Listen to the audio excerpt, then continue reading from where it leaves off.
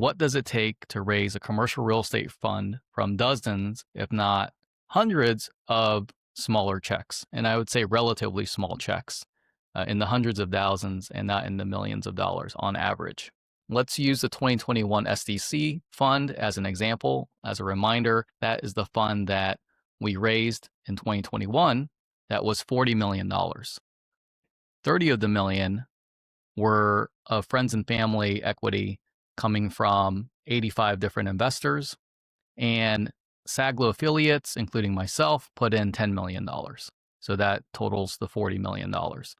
And as a reminder, that actually acquired about $95 million of property across Florida and Georgia. So there are some fixed upfront costs that, and when I say cost, I mean cost in time and money, that take time, whether you're talking to 20 people or 200 people, or whether you're raising a $10 million fund or a $100 million fund. And the two key items that you need to start your fund would be your Pitchbook and your subscription agreement. So your Pitchbook is your marketing. And it's also where you think about how you want to set up your fund. What's the size of it? What's the type of things that you're going to buy? What's the mechanics of the preferred return? The promote structure? How is, what else?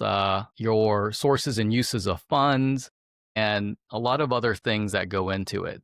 It gives the investor the idea of what they're investing in, because when you're investing in funds, they don't know all of the properties that are going to be in it until after the fund's been deployed. So having a very robust Pitchbook is so important to make sure that they feel comfortable investing their capital with you to go out and buy properties. The subscription agreement, which includes all of the other fund docs, there's a lot of them that are combined that I'll call subscription agreement. That's about 90 pages long, and it includes your accredited investor verification survey. I threw that in there. It includes all of the risks that could happen with the fund. That's a compliance thing. We have to disclose every risk that could possibly happen. And it also in detail explains the promote structure, the waterfall structure, the types of properties that we're buying, the amount of time that we're holding it for, and everything else. Those two items alone, the Pitchbook is about 20 hours from an executive level review. So that's me, that's Jack. And then the subscription agreement, it's over 40 hours of an executive level review. And that's just us. That's not including your designers, your analysts, your attorneys, etc. That's even a lot more hours than that. So that's the front end part. Now let's talk about the communication part, which includes the roadshow, or nowadays it's more of the Zoom show. Prior to going into the 2021 SDC fund, at that time, 2021 SDC was our 10th fund. So prior to that was 9 funds, and we had 100 different investors across those 9 funds at the time. And so we had to go and pull and review the database of our existing investors and just get a handle on who we need to reach out to, what other funds that they invested in, and how to reach out to them. And so that process, let's give it 2 hours. The initial email and educating them, we try to automate some of it, but when you're working with high net worth individuals, you can only automate so much. And so I'm going to mark down 100 existing investors times 4 minutes each, which is about 7 hours for the initial email creation to email them. So we could do a mail merge, but each individual one might be a little bit different. Then the scheduling of the calls, the Zooms and the meetings, that could be another 4 minutes each, which would be another 7 hours. Out of those 100 people that we initially emailed and tried to schedule Zooms and meetings with, probably about 60 would agree to actually do the meeting in the Zoom with you. And those meetings and Zooms last about an hour, maybe an hour and a half.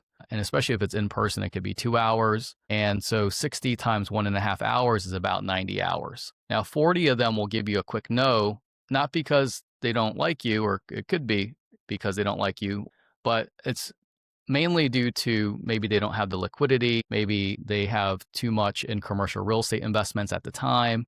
A lot of times they are focused on other projects. Maybe it's their own projects, or maybe they invested with somebody else, but you're never going to have 100% of your investors come along every single time. Now, out of those 60 that you did the Zoom and you did the meetup with, or you spoke on the phone, there's going to be subsequent communications and follow-ups that you need to do and I take 60, multiply that by about half an hour each to give me 30 hours. 40 of those 60 would give us equity commitments. And once they give you the equity commitment, there is an administrative side of things that need to happen between creating the documents with their information on it, a bit of onboarding to our IMS portal, which is our investor portal. And so I'll give that 40 times half an hour each, about 20 hours. So at that point, I have 40 of the 80 investors that I need. Now, there were probably 60 more potential investors that had not invested with Saglo before that were referred to us. And we may have met another 40 or so just through networking events and social type of events, just working our Rolodex. So let's take another 100 potential new investors. Now, these had not invested with us before, so it'll take a little bit more research and a little bit more time. The research and the background check of these potential investors, just doing Google searches, asking around, I would give it about half an hour each. So 100 times half an hour. So that's 50 hours. Now, you have to go through those same steps with the initial email to educate them on the fund, the scheduling of the Zooms, the calls, and the meetings, and then the actual meetings themselves. And the ratio is probably about the same. We're getting about a 40% participation rate. So that's 60 agree to do the Zoom and meet and learn more, et cetera. And then 60 you're following up with their subsequent communications.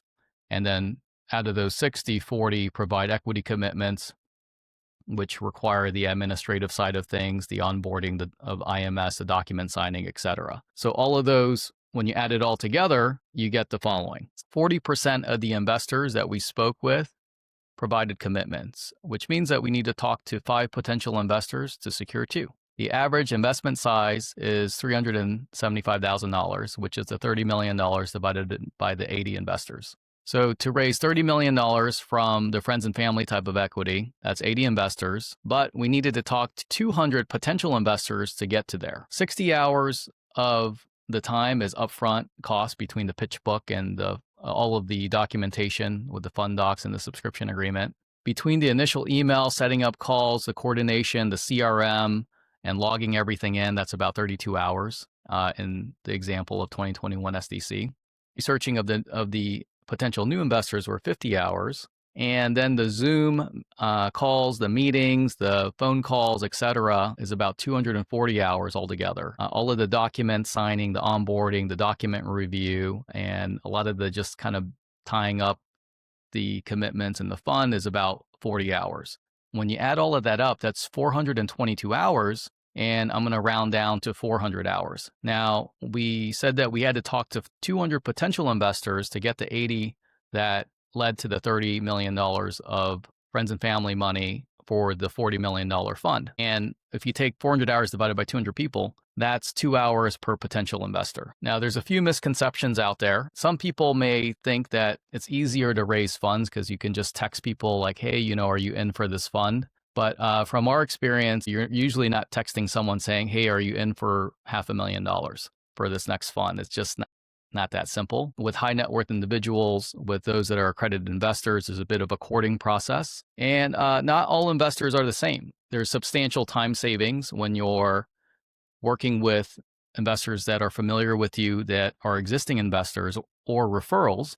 And then there's substantial time savings if you're able to increase the average check size. But there's a balance. We do like having a large pool of relatively small investors. And I say the word relatively just because $375,000 is a lot of money. But when you look at the world of capital markets, a lot of times people are talking in the millions, the tens of millions, or the hundreds of millions of dollars, or maybe even the billions of dollars. So, but there's a balance. And having a large pool has some advantages. One of the first advantages is that that 100% of your investors aren't going to come along for every single fund. So there's always going to be a number of people that don't come along. So having more people to speak with increases the chances that you're going to have investors. Just because writing a $500,000 check, people aren't ready for that all the time, and people may not want that in their investment portfolio at all times. Also, there's built-in liquidity in the event that some investors or an investor wants to sell their shares at any time. If you have 100 investors and one of them says, hey, I need my money back for X, Y, and Z reasons, you have 99 other people to talk to and say, hey, if you like investing in this fund. I have 500 shares available or 250 shares available. Do you want to buy any of them? Also, we like having this type of equity because we really want to retain control of the fund, the real estate, and the decision making. Our investors are investing in Saglo, investing in us, in our experience, and what we've done in the past. And we just have to make sure that we are in control so that we can make all the right decisions for the long term of these commercial real estate assets. So how can we now, there's ways to improve both of these ratios, and the way to improve them is to just provide stronger performance in your investments. Our track record is very good over the last 10 funds. But there's a positive correlation between the performance of your funds and the performance of your investments and the percentage of investors that want to participate and refer your fund subsequently. 40% I think is very strong, and the referral rate is also very strong. So we really appreciate that of our investors. But just like Lexus, the car company, there's always a pursuit of perfection. So we strive to get better. So what does striving to get better mean? It means that in our commercial real estate world, if you're talking about a long-term investment, 10 years, 15 years investment, if you're able to provide 10 to 15% average cash on cash returns, meaning that's the dividends that get sent to you on a quarterly basis, you're doing great. If you're getting closer to the 15%, investors are very happy. If you're just at the 8%, that's better than not hitting the 8%, but they're expecting closer to the 10% or greater. You do that by leasing it up, increasing rents, lowering expenses, getting good debt on the properties, and then your rent collections strength is a very important part of it as well. Now, what can really take it to the next level is if you increase the value of the property high enough so that you can do a cash out refi. So what that means is you refinance the property, give the initial equity back to the investors, and you still own the property and you continue to cash flow. My name's Hugh Chen. I'm president of Saglo Companies. We own and operate shopping centers across Florida, Georgia, and Maryland. We have about 2.5 million square feet. I've been in the business since the year 2000, so about 25 years as of today. And I started off in retail leasing. I did that for about 12 years. I transitioned into acquisitions and capital markets, and then into operations. I touch pretty much everything in the company now. I am president of the company and oversee all departments.